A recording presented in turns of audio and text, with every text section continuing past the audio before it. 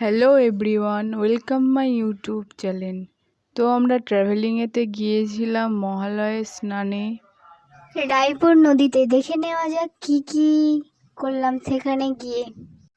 জায়গাটা আমার ভীষণ ভালো লেগেছে, আপনাদেরও নিশ্চয়ই খুবই ভালো লাগবে। চলুন দেখে নেওয়া যাক। প্রথমত বলে দিই, আমি গিয়েছিলাম আমার ফ্যামিলির সঙ্গে মহালয়ের স্নানে। এই যে মন্দিরটায় প্রথমবার শুনেছি, খুবই জাগ্রত মন্দির, মা কালী মন্দির, মহাদেব, মৎস্যদেবীর মন্দির।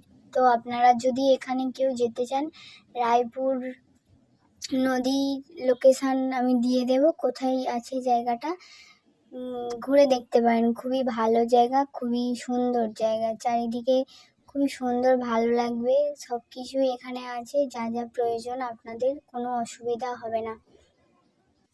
প্রথমত আমরা গিয়ে নদীতে স্নান করে নিলাম, তারপরে মন্দিরের ভিতরে গিয়ে পূজা দিয়ে আসলাম মায়ের।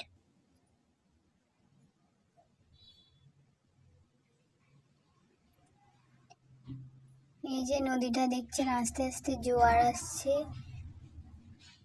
চারিদিকে লোকজন মহালয়ায় স্নান করে পূজা দেওয়ার জন্য বহু আগে থেকেই উপস্থিত। আমরাই লেট করে ফেলেছি। দেখুন চারিদিকে কত লোকজন।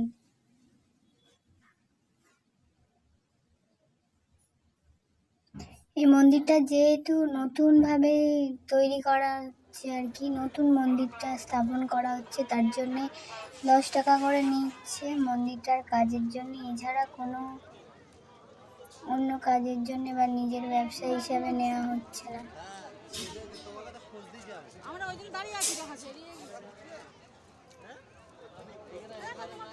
আমরা দাঁড়িয়ে আছি স্নান করার জন্য, সবাই একসঙ্গে নেমে যাবো জলেতে, স্নান করব।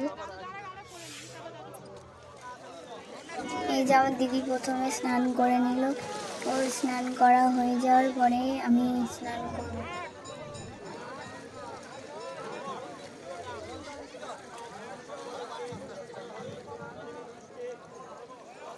আমি স্নান করছি, প্রণাম করলাম গঙ্গা দেবীকে।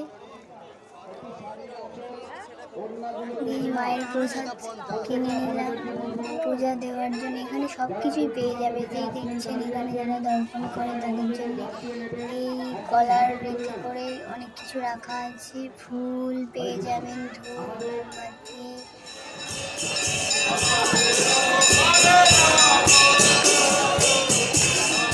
মহাদেবের জন্য আমার ছোটবেলা থেকেই একটা আলাদা ভক্তি, যেখানেই আমি দেখবো সেখানেই মনে হয় যেন আমার চোখে থেকে জল এসে যায়। তো প্রণাম সেরে মা কালীর কাছে গেলাম। এই দেবীটার নাম আমি ঠিক জানি না, আমি মৎস্য দেবী ভেবেছি। মাছের উপরে গঙ্গা, নিচে গঙ্গা, তো জানি না দেবীটার নাম কি। যদি আপনারা জানেন কমেন্ট করবেন। এতক্ষণ অপেক্ষা করার জন্য সবাইকে ধন্যবাদ। ভিডিওটা ভালো লাগলে একটি লাইক করে দেবেন। আমাদের সব কিছু শেষে এই চকোলাভা কেক এবং স্যান্ডউইচ খেয়ে আজকের আমরা বাড়িতে ফিরলাম। তো আজকের ভিডিওটা আমরা এখানেই শেষ করলাম।